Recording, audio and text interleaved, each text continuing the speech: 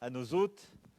Et nous étions ce matin d'abord sur un campus et maintenant au Hall 32, ce qui est une formidable, je dirais, occasion de valoriser tout ce qui est fait justement par, j'allais dire, l'équipe de France, véritablement, pour l'emploi des jeunes et l'égalité des chances.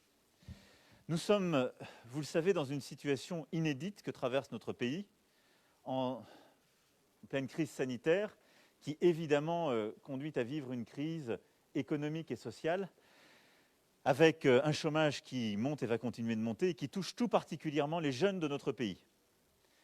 Et je dirais c'est le défi de l'urgence. Nous avons entre 700 000 et 800 000 jeunes qui devaient arriver sur le marché du travail et qui sont confrontés à cette situation inédite, où des entreprises sont amenées à fermer, où l'anxiété est là, beaucoup d'incertitudes.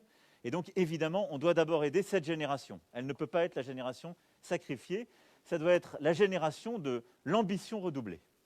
C'est ce qui a conduit le gouvernement, et je remercie les 3 ministres qui m'accompagnent, à justement prendre des actions extrêmement fortes, avec un investissement de plus de 6,5 milliards d'euros, pour qu'il n'y ait aucun jeune sans solution. Qu'est-ce que ça veut dire ? Qu'on a largement augmenté le service civique, presque doublé, là en quelques mois, entre septembre et puis le début d'année prochaine, qu'on augmente très fortement aussi les formations, que ce soit des mentions complémentaires ou les formations dans le supérieur, pour éviter que des jeunes qui étaient en fin d'études se retrouvent sans employeur, sans perspective. Et donc là, on va l'adapter là, en fonction de la rentrée, mais entre 250 000 et 300 000 offres sur ce volet-là. Et qu'on a beaucoup développé, je vais y revenir aussi, nos dispositifs d'apprentissage, pour qu'on ait une solution face à chaque jeune. Et que, véritablement, dans ce contexte de grandes difficultés, on sache répondre aux défis de notre jeunesse. Mais ce défi, si je puis dire, vient s'ajouter à un défi plus profond, je l'évoquais il y a quelques jours, que notre République connaît, vit depuis des décennies, qui est celui de l'égalité des chances. C'est que lorsqu'on vient de certains quartiers, de certaines familles, lorsqu'on n'a pas le même capital, qu'il soit familial, qu'il soit monétaire, qu'il soit culturel et éducatif de départ, on n'a pas les mêmes chances, encore aujourd'hui en République. Et donc, pour réussir à déjouer cela, et la fatalité qui l'accompagne, il faut là aussi redoubler d'efforts. Et moi, je crois très profondément que le contexte que nous vivons, parce qu'on va faire encore plus, doit nous permettre de mieux répondre à ce défi de l'égalité des chances. On pourra y revenir dans le cadre des questions. Nous avons beaucoup fait, de la petite enfance en passant par l'école, l'orientation, le SUP et le parcours professionnel pour améliorer justement cette égalité des chances. Mais aujourd'hui, on doit faire mieux. Et je veux vraiment féliciter tous les acteurs qu'on a vus ce matin, aussi bien au campus qu'au Hall 32 ici, qui font un travail formidable. Nos collectivités territoriales, le président de la région, le président du département, monsieur le maire et l'ensemble des parlementaires, parce que travailler main dans la main avec justement l'éducation nationale, l'enseignement supérieur, le monde économique. Féliciter l'ensemble de nos enseignants, le ministre qu'on a vu ce matin, qui sont absolument exemplaires et vont chercher nos jeunes pour les orienter, les former et les conduire jusqu'au travail. Et vraiment féliciter le monde de l'entreprise. Et je trouve que ce que vous avez réussi à faire dans ce Hall 32 est remarquable, d'intégration. On a ici Michelin avec d'autres partenaires, l'Imagrin, Banque de France qu'on a pu voir, le pôle de compétitivité, avec la région, avec l'État qui se sont organisés pour former les jeunes qui sont derrière moi et leur permettre d'avoir des opportunités. Et vous me l'avez très bien montré. Certains jeunes venaient du lycée, d'autres dans des situations beaucoup plus difficiles, d'autres s'étaient à un moment écartés des études, j'ai pu le voir et ils me l'ont raconté. Et donc c'est un formidable modèle de réintégration, si je puis dire, dans des études, avec justement les caractéristiques de cette plateforme qui permet d'être en lien avec l'entreprise, avec l'alternance, et donc très vite aussi d'être plongé dans la réalité de ce monde économique.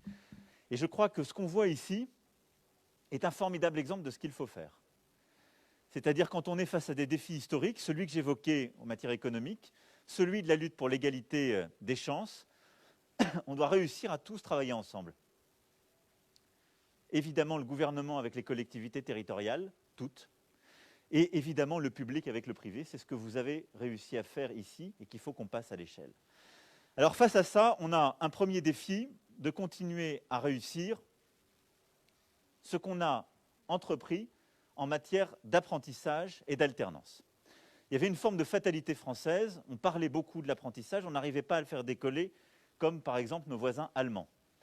Pourquoi? Parce qu'on avait au fond expliqué à notre jeunesse, et souvent à leurs parents, que l'apprentissage était synonyme d'échec scolaire. C'est faux. Et je pense qu'on est en train collectivement, et vous en êtes un formidable exemple, de montrer que l'apprentissage et l'alternance, c'est un moyen de réussir, parce qu'on va mieux connaître l'entreprise, parce que du coup, on va croiser des employeurs qui connaissent mieux les jeunes et qu'on accède beaucoup plus vite à l'emploi. Nous avions, fin 2019, d'ores et déjà des résultats acquis. Plus 25%. Fin 2019, on a, c'est un chiffre historique, plus de 490 000 jeunes en apprentissage en France. C'est un chiffre qu'on n'a jamais atteint, que bien évidemment, nous voulons consolider, développer pour réussir à aller plus loin. Et il ne faut pas que la crise que nous sommes en train de traverser réduise ni cette ambition, pardon, je m'étrangle, ni ne vienne fragiliser en quelque sorte ce résultat. Et donc face à ça, qu'est-ce qu'on a décidé? De redoubler d'efforts, c'est-à-dire d'expliquer, d'accompagner véritablement cet effort auprès des entreprises, des formateurs, mais qu'en parallèle, on arrive justement à faire plus. Et donc nous avons mis 8 000 € pour chaque jeune en apprentissage qui a plus de 18 ans, 5 000 pour les moins de 18 ans. Et donc, si quelqu'un me donne un verre d'eau, je retrouve ma voix.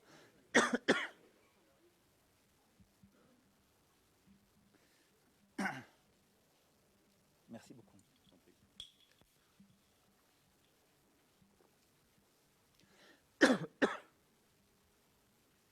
Pardon. Pardon de cela.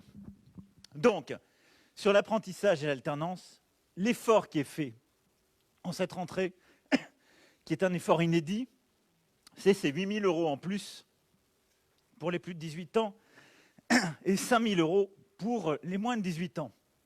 L'objectif, c'est véritablement qu'on maintienne ce chiffre et qu'on continue d'avoir de plus en plus de jeunes qui accèdent justement à ces contrats d'apprentissage et d'alternance. Je vais essayer d'aller au bout. Deuxième chose, on l'a vu ce matin à travers le campus. Je vais retirer, je pense. On tient les distances, mais je pense m'étouffer avec ça. Donnez-moi un masque peut-être plus léger.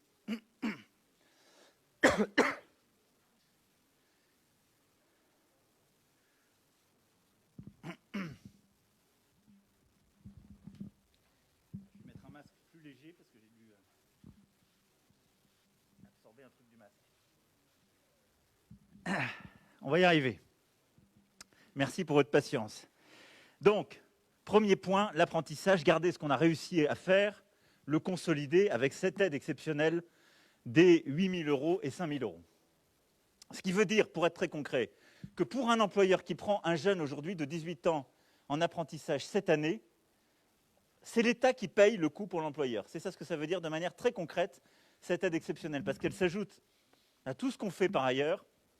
Et donc aujourd'hui, un employeur qui prend un jeune de 18 ans en apprentissage, il n'a plus de coût pour cette année.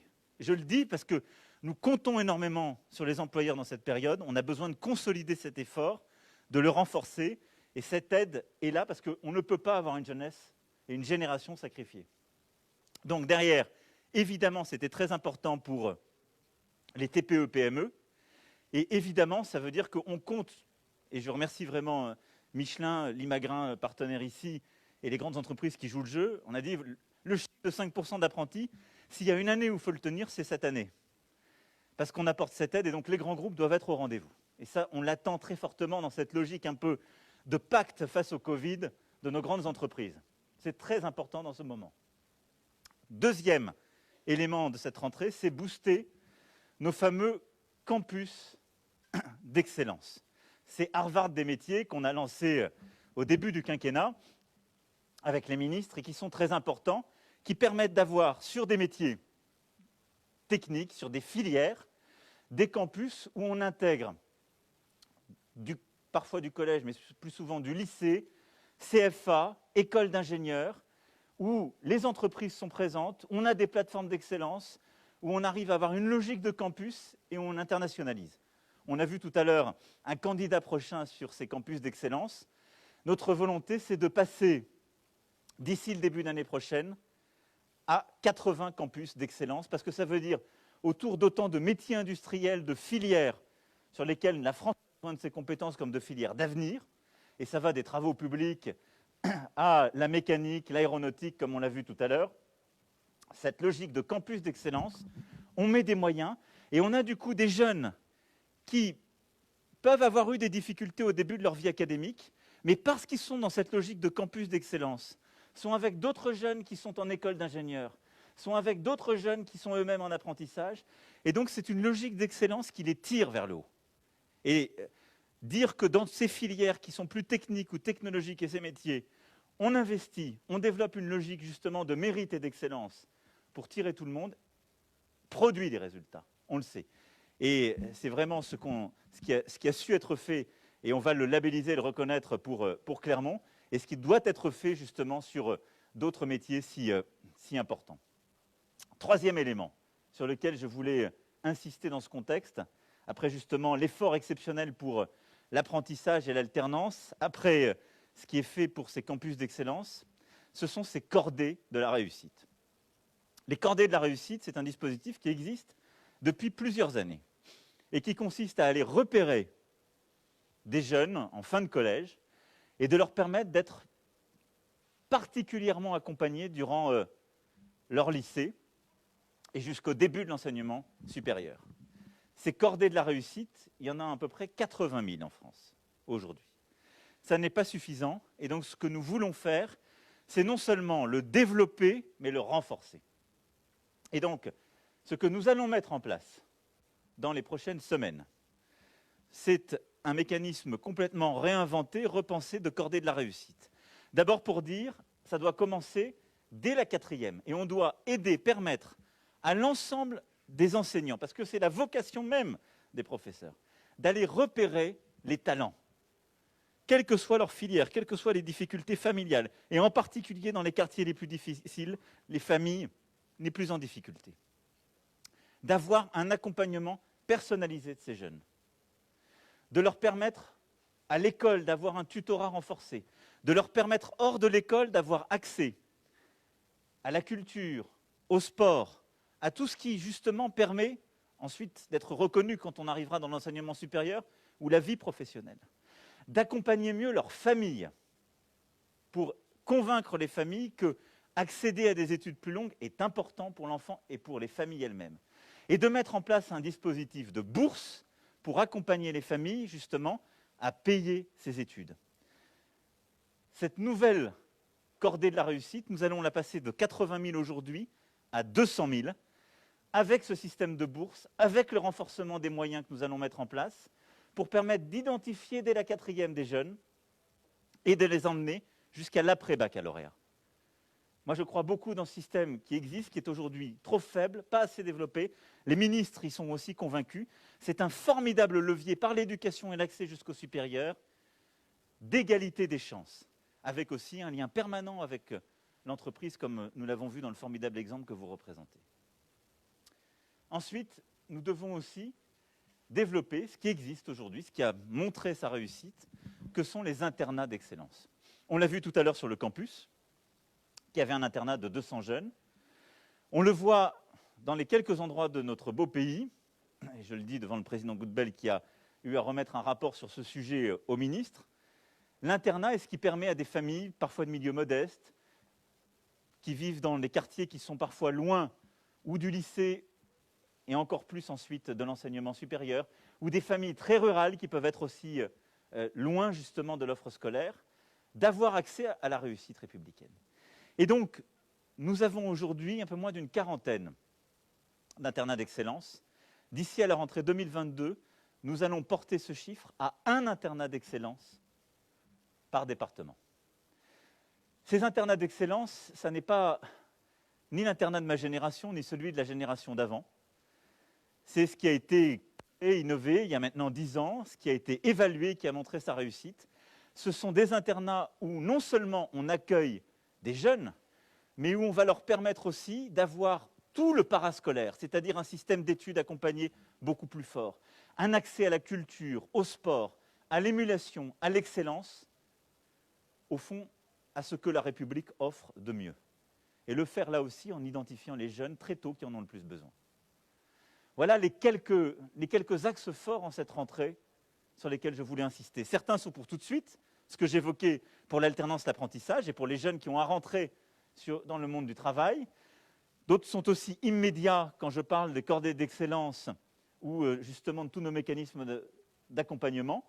Certains mettront du temps, mais c'est un investissement qu'on a à faire dès maintenant, parce que nous devons investir sur notre jeunesse. France Relance a beaucoup de chapitres, et les ministres sont en train de les détailler, mais le chapitre le plus important, le fil rouge le plus important de cette relance, de notre pays, c'est d'investir sur notre jeunesse.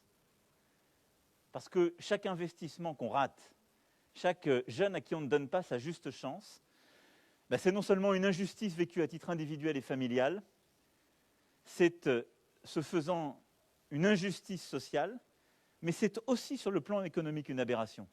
Parce que c'est un potentiel pour le pays à qui on n'a pas donné sa chance de se développer. Et donc c'est un potentiel pour notre économie, notre industrie de demain. Voilà les quelques points que je voulais évoquer en cette rentrée. La rentrée est difficile, mais nous nous battrons pour l'emploi des jeunes et nous nous battrons au carré pour l'égalité des chances dans ce moment que vit notre République, parce que notre jeunesse le mérite. Et je veux remercier les jeunes qui m'ont accueilli ce matin en expliquant chacune et chacun leur parcours. Ils ont montré que tout était possible, parce qu'ils ont des parcours très différents. Certains viennent d'Afghanistan, des jeunes filles sont dans des filières qu'on disait impossibles pour justement pour les filles. Elles ont bravé tous les interdits et les représentations. Et d'ailleurs, tous et toutes montrent très bien que les métiers de l'industrie sont des métiers d'avenir, sont des beaux métiers où il y a de la compétence, de l'innovation et vers lesquels on doit aussi ramener notre jeunesse. Voilà les quelques mots que je voulais dire avant de répondre à vos questions, en m'excusant à nouveau pour cette petite phase de tout.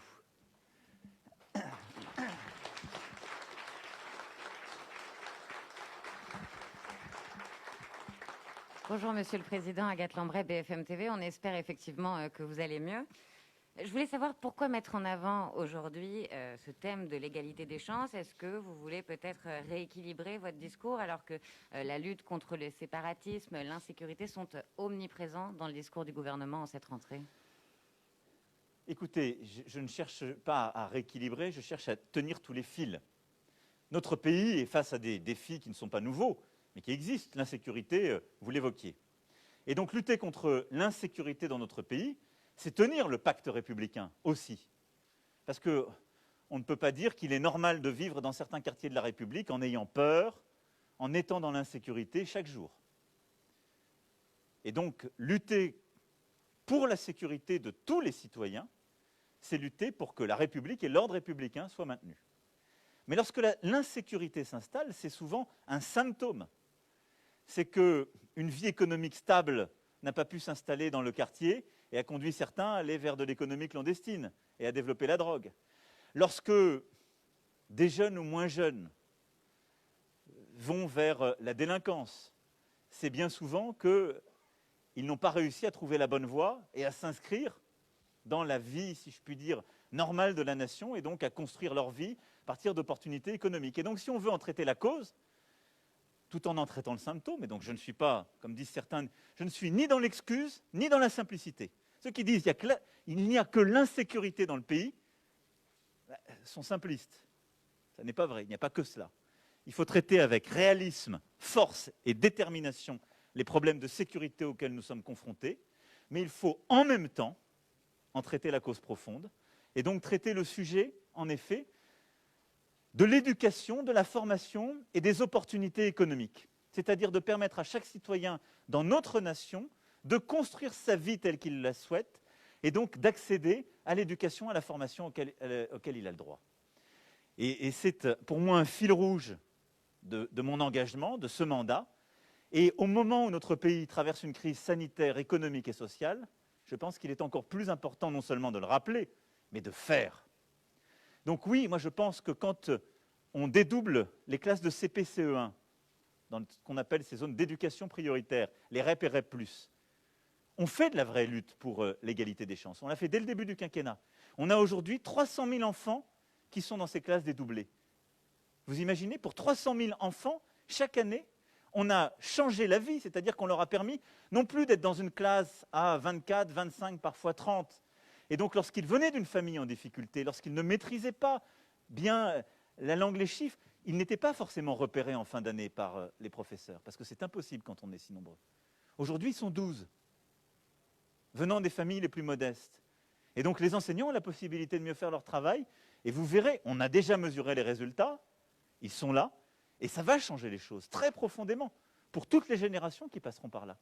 Lorsqu'on met en place le petit déjeuner, justement à l'école, on permet à ce que des enfants venant de familles modestes, qui jusqu'alors, parfois arrivés à l'école, avaient du mal à suivre, parce que simplement, leur famille n'avait pas les moyens de les nourrir. On leur permet de se nourrir, la République le permet.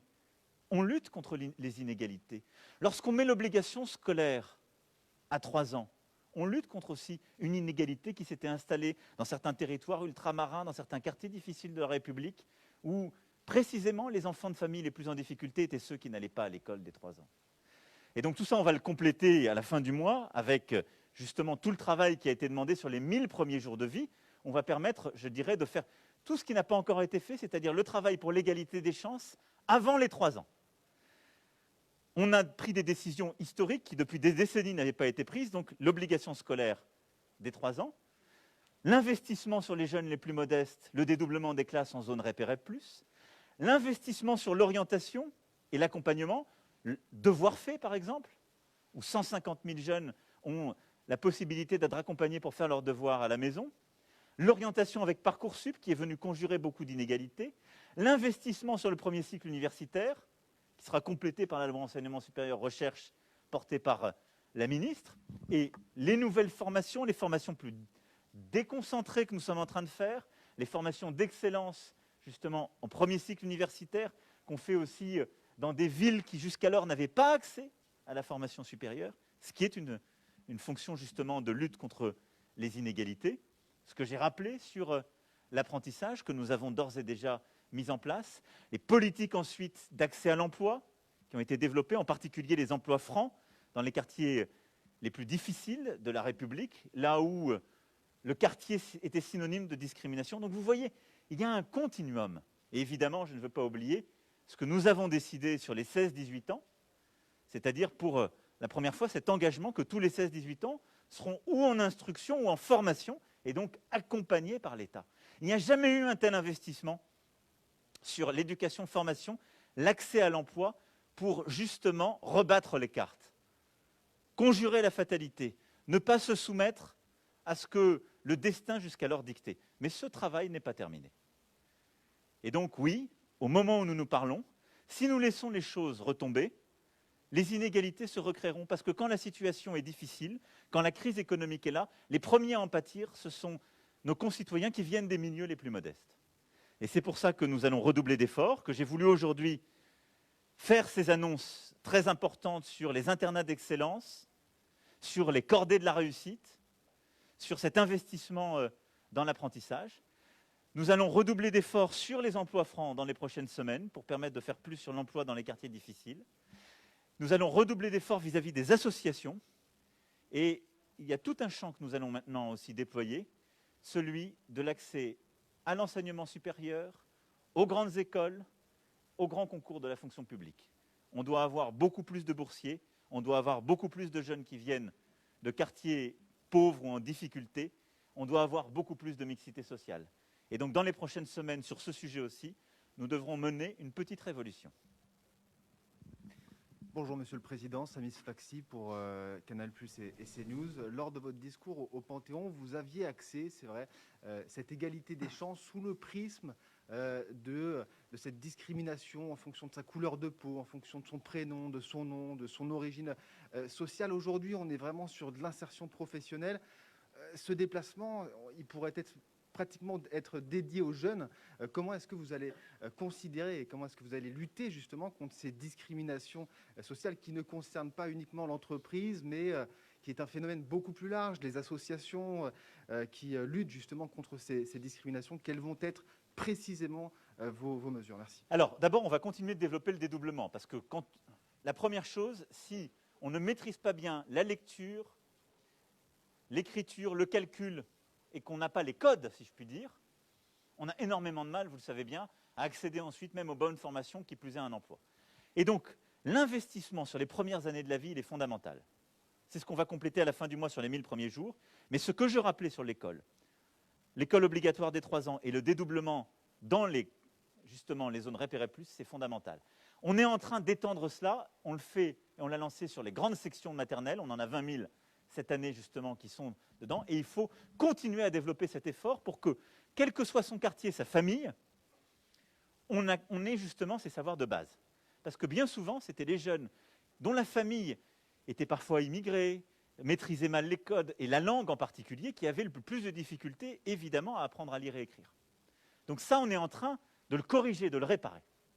Ensuite, ce que je viens d'évoquer aujourd'hui est très important, parce que quand on vient d'une famille modeste, et d'ailleurs qu'on soit en quartier politique de la ville ou pas, parce que c'est vrai aussi de beaucoup de familles qui sont en zone rurale, et parfois c'est beaucoup plus compliqué que les représentations qu'on se fait. Au fond, nous sommes encore trop dans une société qui s'est rigidifiée, si je puis dire, où la mobilité sociale n'est pas suffisante. Et donc, quand on est d'une famille modeste, les parents n'osent presque plus rêver pour les enfants. Interrogez beaucoup de parents. Beaucoup trop disent qu'ils espèrent que leurs enfants auront au moins leur vie.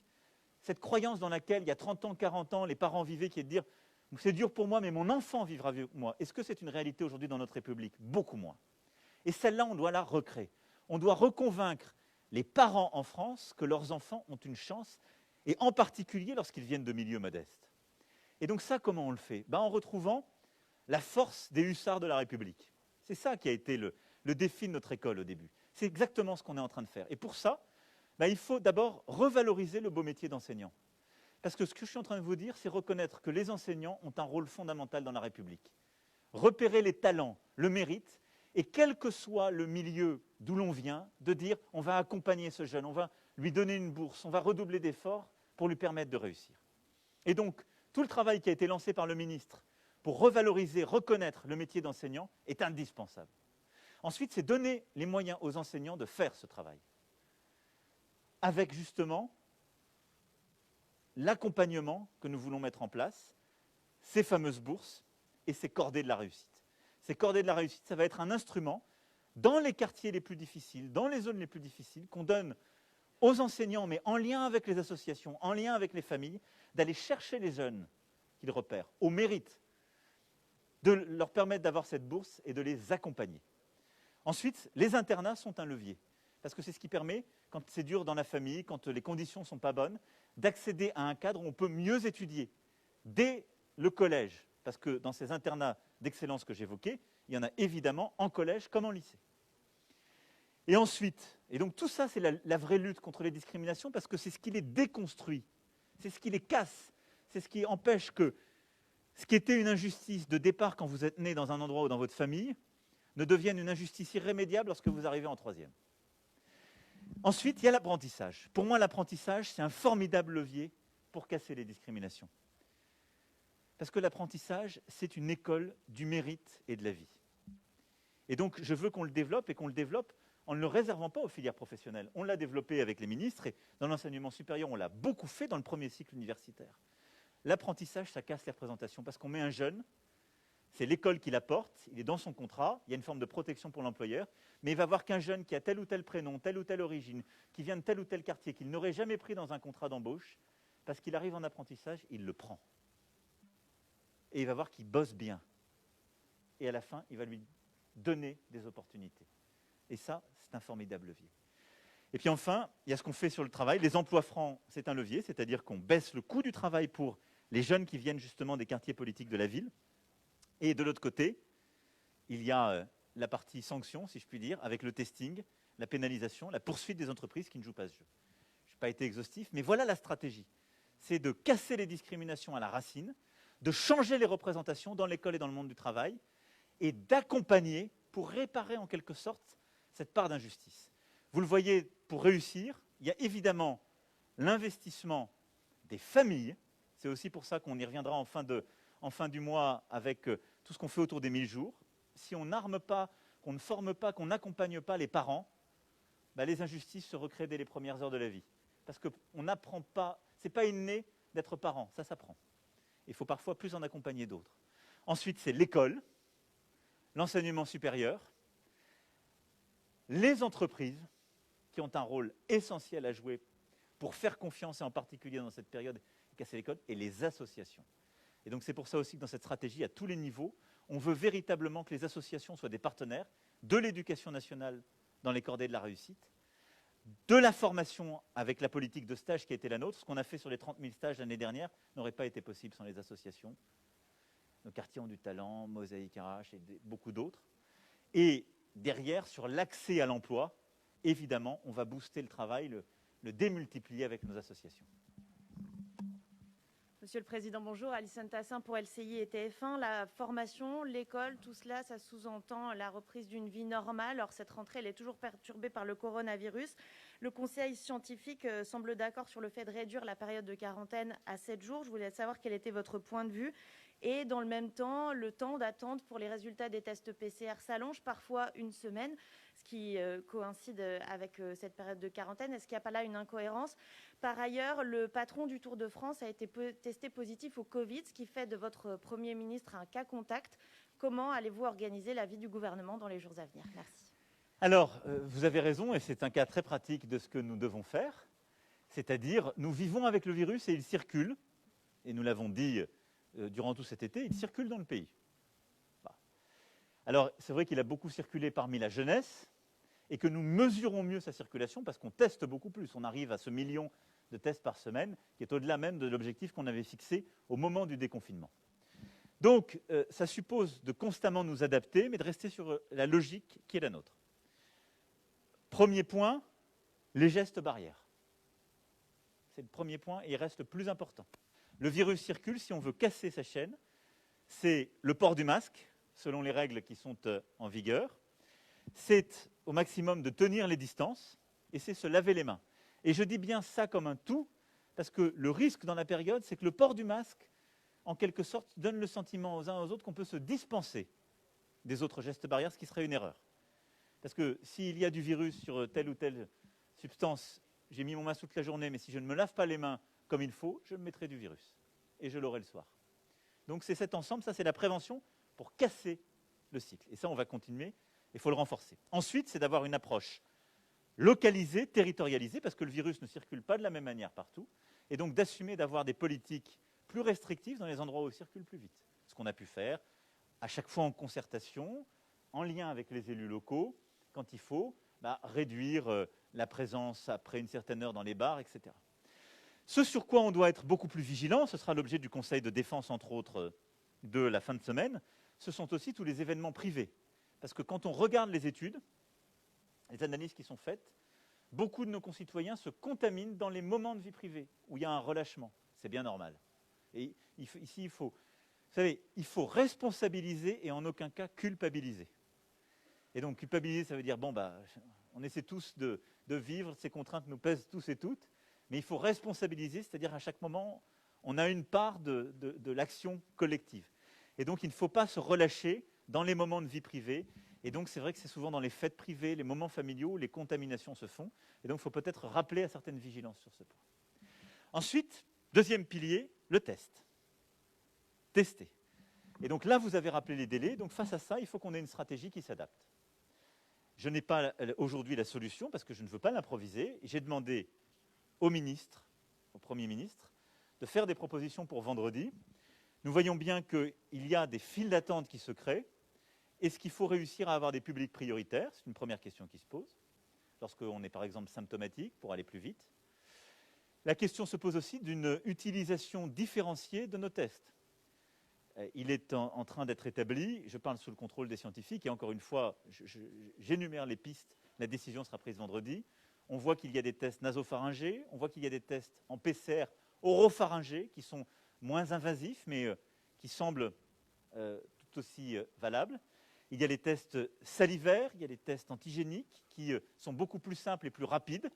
Et nous avons une réflexion avec les autres pays européens, d'ailleurs, pour nous coordonner là-dessus, et de voir si peut-être sur les tests grande échelle, on ne doit pas avoir accès à des tests plus simples et plus rapides et réussir à réorganiser un peu notre système. En tout cas, la réflexion est lancée et nous aurons vendredi à prendre des décisions qui seront présentées par le ministre de la Santé sur ce sujet, parce qu'il y a des limites, si je puis dire, industrielles, au nombre de PCR qu'on peut faire et une bonne organisation à trouver. Ensuite, il y a la capacité à tracer et isoler. Et là aussi, je pense qu'il faut qu'on soit collectivement beaucoup plus responsable et vigilant sur l'isolement. Sur ce point, nous avons pris la décision, comme d'ailleurs beaucoup de nos voisins, de ne pas avoir des mesures de coercition en matière d'isolement. Certains pays qui ne sont pas tellement européens, qui sont plus des pays, par exemple, d'Asie du Sud-Est, ont pris des mesures très coercitives pour isoler, en sortant les gens de chez eux, en leur imposant, durant la période de tel ou tel jour, d'être totalement isolés. Nous sommes sur une logique de responsabilisation. Et donc ça, il faut qu'on puisse véritablement avoir un suivi très fin et refaire de la pédagogie pour que chacune et chacun, lorsqu'il est testé positif, respecte parfaitement les règles. Et on va ensuite avoir, on finit, à clarifier une logique d'anticipation, c'est-à-dire qu'est-ce qui se passe dans les zones, villes, départements et régions, où on a de plus en plus de cas positifs. Et donc ça, nous allons l'adapter en fonction de l'évolution que nous voyons, mais aussi en fonction de l'évolution de la population, enfin, du nombre de nos concitoyens qui arrivent à l'hôpital et en urgence. Parce que vous avez vu que jusqu'alors, il y avait parfois un petit décalage, même si on voit le nombre de patients qui arrivent à l'hôpital et aux urgences réaugmenter dans certains endroits, ce qui est préoccupant. Donc voilà l'organisation, on connaît mieux les choses, c'est un continuum, il n'y a pas de solution miracle, parce qu'il n'y a pas de traitement stabilisé, il n'y a pas de médecin. Donc il nous faut, à chaque étape, de la prévention à l'identification, au suivi, et évidemment dans les mécanismes aussi qu'on met en place à l'hôpital, nous améliorer au vu de ce que nous avons fait. Alors ensuite, quand on a un cas contact, eh bien, on sait très bien le protocole qui est aujourd'hui en place. À partir du moment où il est contact, il doit lui-même définir ses propres contacts, avoir une politique où il s'isole, où il se protège. On teste, et en fonction du résultat du test, soit on est positif et à ce moment-là, soi-même on s'isole, et les cas contacts sont eux-mêmes testés, soit on est négatif, et à ce moment-là, on peut reprendre une vie normale avec les précautions. Et donc, c'est à cette situation que tous les cas contacts sont soumis. Et donc, c'est exactement cette pratique à laquelle le Premier ministre sera soumis. Nous faisons pour nous-mêmes ce que nous demandons à l'ensemble des concitoyens de faire. Et donc, le séminaire gouvernemental demain ne se tiendra pas, se tiendra sans... Eh bien, nous essaierons de le faire, je pense, en visio pour ce qui est du Premier ministre et des autres éventuels cas contacts. Mais je pense que les techniques aussi contemporaines, l'organisation montre qu'on s'adapte. Et donc là, on a des jeunes qui, vous voyez bien, s'adaptent, ils mettent des masques, ils prennent des précautions. Eux-mêmes, ils se sont peut-être fait tester, ils ont peut-être dans leur famille des cas. Donc voilà, je pense qu'il ne faut pas que la vie s'arrête. Vivre avec le virus, ça veut dire, à chaque étape, maintenant, mettre en place les bons réflexes, les bons comportements qui sont ceux que nous avons décidés.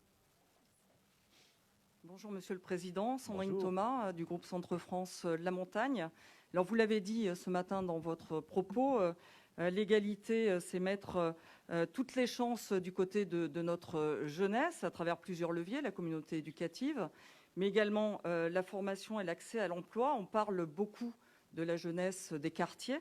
Je voulais vous demander qu'en est-il de la jeunesse des territoires et plus globalement de l'égalité des territoires, puisque en Auvergne, puisque nous sommes dans le Puy-de-Dôme aujourd'hui notamment, il y a parfois une double peine à travers des difficultés de connexion par rapport à Paris, à Lyon, une métropole pas très loin, mais également une fracture numérique avec des zones blanches. Alors vous avez parfaitement raison, et d'ailleurs vous avez peut-être remarqué qu'à chaque fois, j'ai parlé du très rural comme des quartiers politiques de la ville en difficulté. que c'est une conviction qui pour moi est ancrée depuis longtemps, les inégalités de situation et de destin sont aujourd'hui quasiment les mêmes. Et les problèmes d'accès au numérique, les problèmes de connexion dans les transports, les problèmes donc de connexion à un enseignement supérieur de qualité sont les mêmes. Quand vous êtes en banlieue parisienne en difficulté, vous êtes très loin de Paris, parfois aussi loin que dans certains quartiers ruraux, parce que vous n'avez pas de transport en public qui existe aujourd'hui. C'est tout le défi qu'on a. Quand vous habitez Clichy-sous-Bois et que vous êtes un enfant, un quartier difficile, si vous regardez la carte, vous avez peut-être l'impression que vous êtes très près de Paris.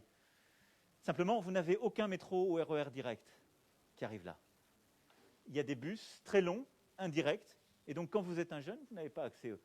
Paris n'est pas une réalité pour vous.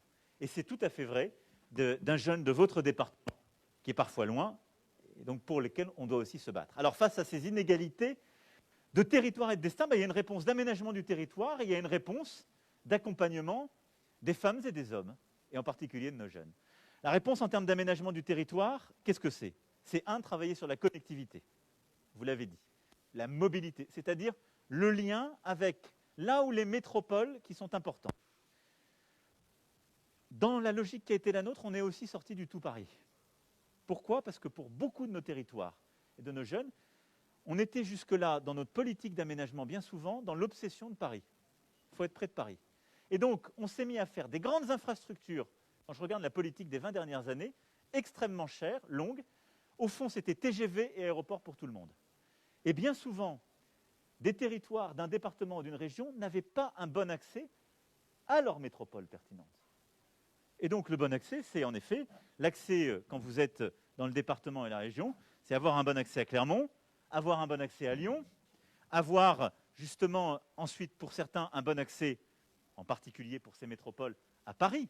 Mais il faut réfléchir les liens et la connexion du territoire avec aussi les métropoles et les points d'équilibre qu'il y a dans les grandes régions.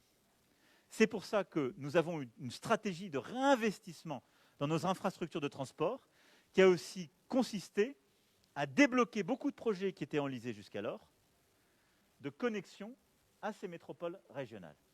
Et ça, c'est essentiel. Pour les jeunes, pour les familles, pour l'activité économique. Deuxième chose, c'est améliorer la connexion de ces métropoles régionales à Paris. Vous avez raison, en particulier pour les entreprises. Le combat, si je prends l'exemple de Clermont, on le connaît. C'est évidemment le travail qui est fait entre la région, le gouvernement et les entreprises pour améliorer les connexions avec Paris sur le plan aérien. Et là, il y a tout un travail qui a été fait, une mobilisation.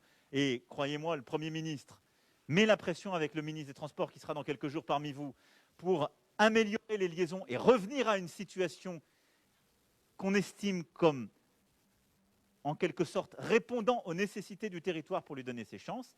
Et on ne peut pas accepter la diminution d'offres qui s'est faite à l'occasion de la crise Covid. Et donc ça veut dire qu'avec la grande entreprise nationale et ses filières, avec aussi tous les partenaires possibles, le gouvernement, en lien avec la région, ont commencé à le faire, mais iront au bout de ce combat pour mettre en place l'offre à laquelle le territoire a droit. Ça veut dire aussi qu'un travail a été largement amorcé, il est même en train d'être finalisé, de réinvestissement dans les lignes, à la fois matériel roulant et rail, pour que la connexion ferroviaire entre Paris et Clermont soit améliorée et que le temps tant attendu soit gagné. Et donc, nous aurons l'occasion, le travail est en cours cette semaine, entre le Premier ministre, le ministre des Transports et la ministre de la Transition, la SNCF et tous les partenaires. Et à l'occasion du plan de relance, il y aura un très gros investissement sur le ferroviaire pour l'améliorer. Et évidemment, sujet très important, je le sais, pour la région, et votre président de région a aussi raison de le pousser, c'est le fret qui fera partie de cet ensemble. Il y a ensuite la connexion numérique. Et là-dessus, c'est l'investissement inédit que nous avons lancé avec le New Deal fin 2017. On a mis, d'une part, de l'argent, on a mobilisé les grands opérateurs du numérique, on a mis aussi la capacité de les sanctionner quand ils ne sont pas au rendez-vous de leurs responsabilités pour déployer beaucoup plus vite la fibre et l'Internet mobile. Là-dessus, les résultats sont là, ça se déploie. Du retard a été pris pendant la crise Covid. On va le rattraper. Donc nous sommes dans une phase de remobilisation pour que les échéances 2022 soient respectées. Et après, pour tous les jeunes, quelle est notre logique? Exactement celle que j'évoquais, celle que j'évoque depuis tout à l'heure. Pour la jeunesse des quartiers urbains en difficulté et la même que celle pour les quartiers ruraux.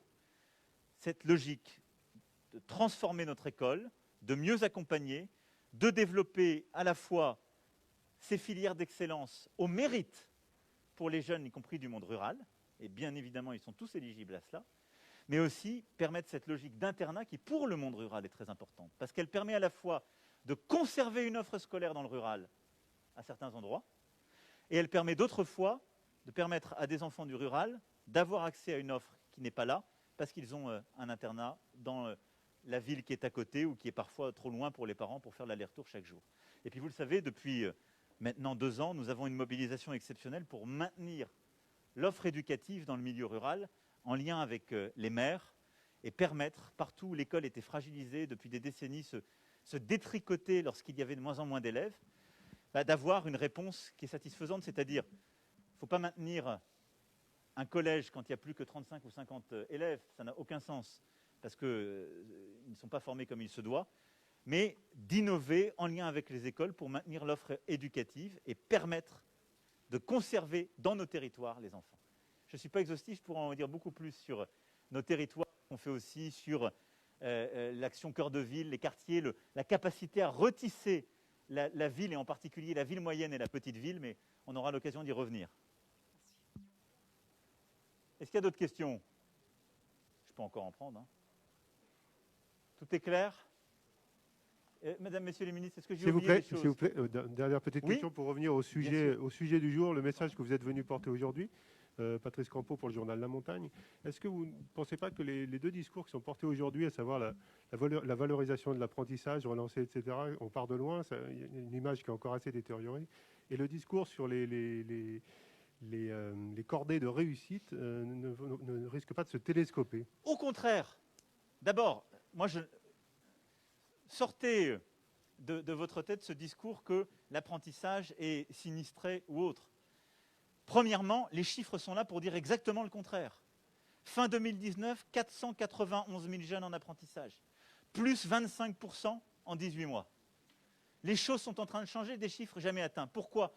Parce que c'est en train de changer dans la tête. Demandez à ces jeunes s'ils ont l'impression d'être dans une filière sinistrée. Ils sont dans ce lieu magnifique, Hall 32, c'est pas vrai. Et donc, pourquoi, pendant très longtemps, l'apprentissage dans notre pays a été mal vu? Parce que pour les familles, l'apprentissage n'était pas une voie de la réussite. Ce qu'on fait depuis 3 ans, c'est de développer l'apprentissage partout. On le développe dans la filière pro, on le développe dans les filières techniques, on le développe dans le sup.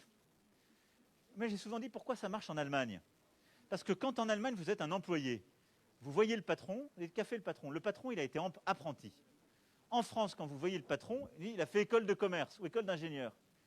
Et donc, beaucoup de familles, quand elles veulent que leur enfant réussisse, elles disent « je ne veux pas qu'il fasse apprenti, parce que le patron n'a pas fait apprenti, c'est du bon sens ». Ce qu'on est en train de développer, c'est l'apprentissage dans les écoles de commerce, dans les écoles d'ingénieurs, dans le premier cycle universitaire, dans l'excellence. L'apprentissage, c'est simplement une autre organisation du temps où on combine le savoir théorique avec l'application pratique dans l'entreprise. L'apprentissage, c'est une voie d'excellence. Les mentalités sont en train de changer, je veux ici le marteler, je le martèle, mais nos jeunes l'ont compris. Il faut maintenant que les parents le reconnaissent pleinement, l'acceptent, pour dire l'apprentissage, c'est une bonne voie pour mon enfant. Ensuite, dans les filières qui développent l'apprentissage, l'accès à l'emploi fonctionne. Les chiffres sont là pour le montrer. On a des chiffres d'accès à l'emploi qui sont extraordinaires, qui sont dans certaines filières de 100%, en tout cas, qui sont bien supérieurs à... Mais les cordées de réussite dont vous parlez n'amènent pas à l'apprentissage. Mais alors, bien sûr qu'elles peuvent amener à l'apprentissage. D'abord parce que les filières académiques sont en train de développer l'apprentissage. Parce que vous restez dans une représentation, qui est celle de notre génération, où l'apprentissage était réservé à la filière techno ou pro. Ça n'est plus vrai, on est en train de le changer. Et ensuite, vous pensez que les cordées de la réussite ne conduiraient qu'aux classes prépa. C'est pas vrai. Une cordée de la réussite, c'est amener un jeune qui a un haut potentiel, peut-être à faire à la fin une école d'ingénieur en étant passé par de l'apprentissage et un BTS. Et donc, ça n'est pas qu'un critère de réussite académique. Donc, les cordées de la réussite, c'est de dire, on a un jeune qui vient d'un endroit, va être d'une famille ou d'un quartier en difficulté, on va investir sur lui de l'encadrement, des choses qu'il n'a pas dans sa famille, une bourse pour lui permettre de réussir, mais dans la voie qu'il cherchera. Si ce jeune des cordées de la réussite veut devenir un formidable ingénieur en mécanique, il se peut tout à fait qu'il choisisse une voie qui sera celle de l'apprentissage. peut-être du lycée pro ou du lycée d'enseignement général. Ensuite, il va peut-être faire derrière, qui c'est un BTS, puis une école d'ingénieur. On a vu des parcours tout à l'heure. Et donc, il faut se sortir de la tête que les métiers de l'industrie, les filières technologiques ou professionnelles ne seraient pas des filières qui ont leur propre voie d'excellence. Elles l'ont. Et donc, ces cordées de la réussite, c'est vrai pour l'académique comme pour le professionnel et le technologique. Et donc, tout ça est formidablement complémentaire. Ça l'est. Au fond, le message que je veux vous donner derrière, c'est que je veux retrouver la sève du mérite. La République, c'est ça. Ce qui est insupportable, c'est qu'un enfant ou un adolescent, parce que sa famille est en difficulté ou son quartier est un quartier modeste, n'ait pas les mêmes chances qu'un autre. Après, il y en a qui sont bons pour certaines choses, d'autres non. Et ça, les choses vont se faire et c'est la vie. Mais que chacun ait la place qui lui revient en fonction de son mérite et non pas de ses origines. Et tout ce qu'on met en place a vocation justement à parvenir à ce résultat. Donc ce n'est pas antinomique, c'est complémentaire et justement en phase. Il n'y a pas d'autres questions? Merci beaucoup. Merci, et merci vraiment à nos jeunes et au Hall 32. Merci beaucoup.